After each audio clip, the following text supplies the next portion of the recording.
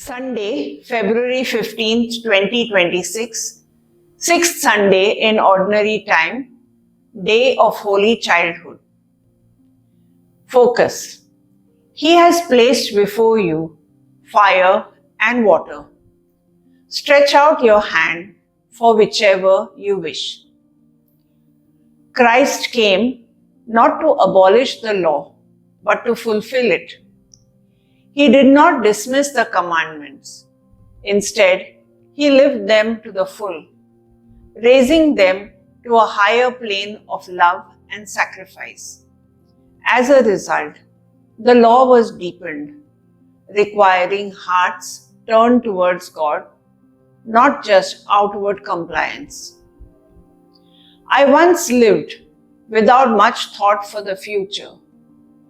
Pursuing my dreams, I placed myself at the center, blind to how my choices might hurt others. My illusions were shattered the day I lost the person most precious to me, someone with whom I could not even be in the final moments.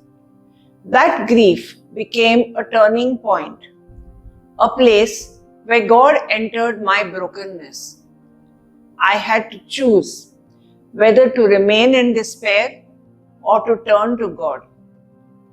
When I chose God, He transformed my pain into healing, blessing me and my family. My plans did not disappear, but they gained direction. They were no longer self-serving, but aligned with God's will, leading me into a purpose-filled life. Sirach tells us of the greatness of God's wisdom. Paul also urges us not to choose a wisdom of this age, but a secret and hidden wisdom of God. Fruit. I will make it my goal to walk in the way of the Lord, keeping His testimonies and seeking Him with my whole heart.